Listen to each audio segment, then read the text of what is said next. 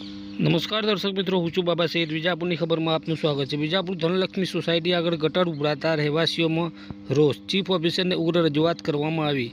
છેલ્લે મામલતદાર સાહેબને પણ ઉગ્ર રજૂઆત કરવામાં આવી. સમાચાર વિગતવાર જાણીએ તો વિજાપુરના માર્કેટયાર્ડ નજીક આવેલી ધનલક્ષ્મી સોસાયટીના રહેવાસીઓ છેલ્લા ઘણા મહિનાઓથી ગટરના ઉભરાતા ગંદા પાણીની સમસ્યાથી ખૂબ જ પરેશાન છે. આ સમસ્યા એટલી ગંભીર બની છે કે સોસાયટીના પ્રવેશદ્વાર અને આસપાસના વિસ્તારમાં ગંદકી ફેલાઈ રહી છે, જેના કારણે રોગચાળાનો ભયંકર ભય વધ્યો છે અને રસ્તા પર અવરજવર કરવી ખૂબ જ મુશ્કેલ બની છે.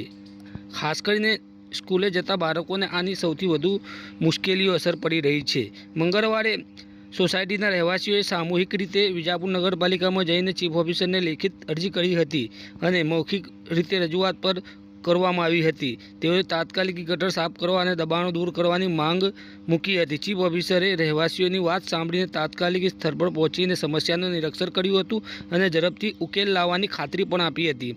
આ પછી રહેવાસીઓ મામલતદાર કચેરીમાં ગયા હતા, જ્યાં મામલતદાર અતુલસિંહ ભાટીને પણ આ મુદ્દે રજૂઆત કરી હતી. મામલતદારે પણ સમસ્યાને ગંભીરતાથી લઈને યોગ્ય કાર્યવાહી કરવાનું આશ્વાસન આપ્યું હતું.